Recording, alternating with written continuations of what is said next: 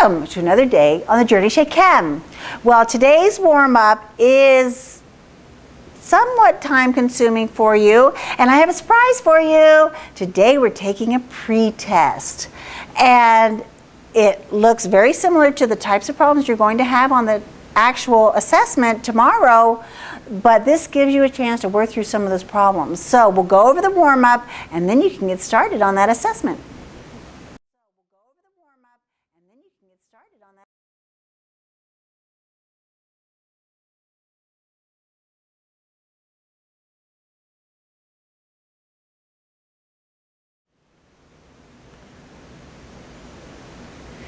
In number one, we have a mass problem. Now, sometimes this mass could be a limiting reagent type of problem.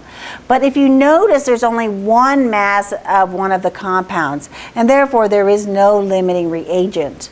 So I have to first get a balanced equation, and here I have a salt plus water gives me an acid plus a base.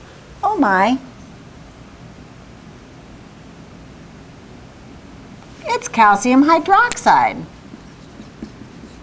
an acid and a base, and therefore I caught my mistake. And it's very good to look at what work you're doing and see, does that make sense or not? And it didn't make sense, so I had to figure that out and fix it. So here we go again. So my salt plus water gives me the acid and the base, and I'm only given one amount, so it is not a limiting reagent, and I put an X under the one that I'm looking for.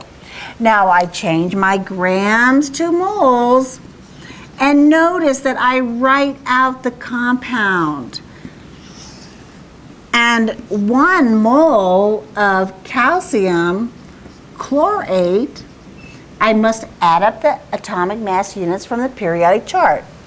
Calcium is 40.1. Chlorine, there are 2 of them, and each one is 35.5. And there are 6 oxygens, which is 6 times 16.0. Again, because this is where many mistakes can be made, I'm going to add them, write them out again.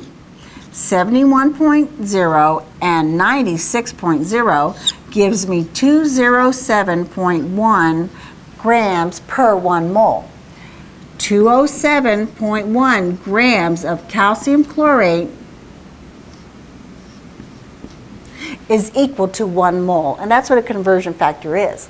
Now I'm changing compounds, so from my balanced equation, I see that there are 2 perchloric acids, 2 moles of chloric acid, I need my unit,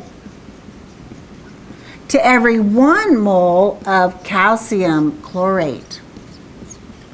And then I change my moles back to grams, and 1 mole of the chloric acid, again, I'm going to add up my AMUs.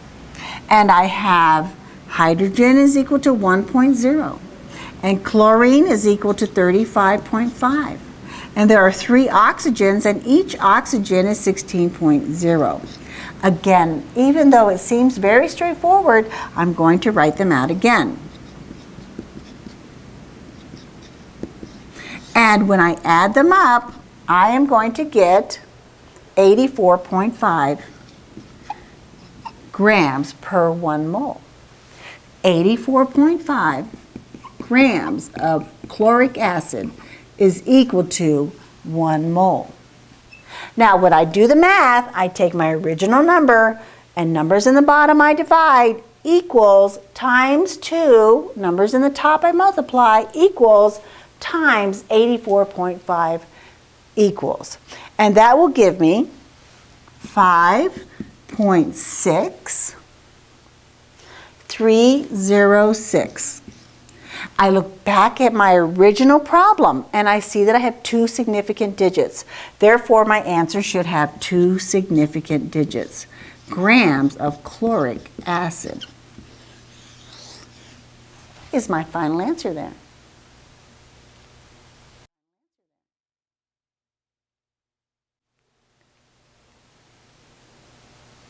In number 2, we are determining the amount of heat. And when I'm given a problem that is giving me the change in temperature, I know that I'm going to need to use the formula that heat equals the mass times the change in temperature times the specific heat capacity. Now in this case, I'm using water, and I have 5 liters of water. Therefore, I must change my liters to milliliters, and there are 1,000 milliliters in 1 liter. It's very important that you don't just multiply by 1,000 and that you understand why you're multiplying by 1,000. And my conversion factor makes that very clear. Then I know the density of water is that 1 gram is 1 milliliter.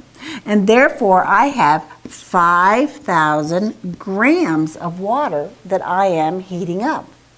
And my change of temperature is 84 degrees Celsius. And the specific heat capacity for water is 4.18 joules per gram degrees Celsius. Now, when I multiply these numbers out, I'm going to get 1.7556 times 10 to the 6th. I look back at my original problem to see how many significant digits should be in my answer. And the answer is 2. Therefore, my answer is 1.8 times 10 to the 6th joules is my final answer. Because my grams cancel, my degrees Celsius cancel, and it leaves me with joules. And if you follow through with your units, you will always come out with the correct unit and knowing what the correct unit would be. Instead of so many times students just want to multiply a bunch of numbers together and then they don't know what the final unit is. And I've seen all kinds of units like kilojoules per degree Celsius and all different kinds of things. But if you follow through with your units and are organized in your method, you will cancel the units and get the one that we're looking for.